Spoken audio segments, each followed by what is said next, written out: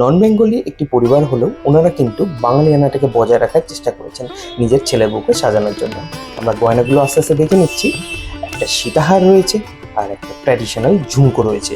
সীতাহারটা সব থেকে ব্যাপার হলো লাইট ওয়েটের মধ্যে, জিনিসটা কিন্তু খুব খুলেছে আর গলায় পরলে পুরোপুরি ভরাট লাগবে।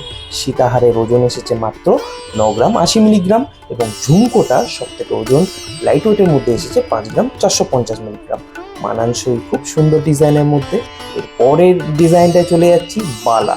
একজোড়া বালা ওনাদের পছন্দ করানো হয়েছে, ওনারাও খুব পছন্দ করে এরকম একটা ডিজাইন দিয়েছেন। আমরা মোটামুটি সেটাকে যতটা বড় করা যায়, যতটা ফুলতাই করা যায় আমরা বানিয়েছি। মাত্র 17 গ্রাম 600 মিলিগ্রাম এর ওজন রয়েছে। প্রত্যেকটা গহনাই কিন্তু 22 ক্যারেট 916। পরের যেটায় যাচ্ছি, একটা টিকলি, ছোট্ট দেখে টিকলি, স্লিক ডিজাইনের, ওজন রয়েছে মাত্র 2 গ্রাম 320 মিলিগ্রাম। মাথায় পড়লে কিন্তু এই কভারেজটা কিন্তু অনেকটাই বড়।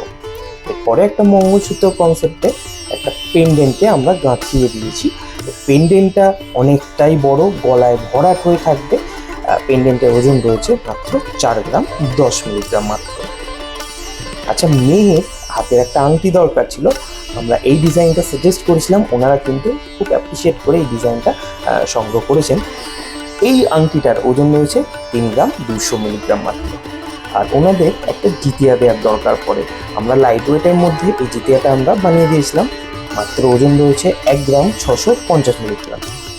আর লাস্টলি আর একটা নথ বানানোর চেষ্টা হয়েছে। এই নথটাই টোটালটাই সোনার, বাকিটা আমরা পুঁতি দিয়ে গাঁথিয়ে নিয়েছি লাইট ওয়েটের মধ্যে যতটা কভারেজ দেওয়া যায়।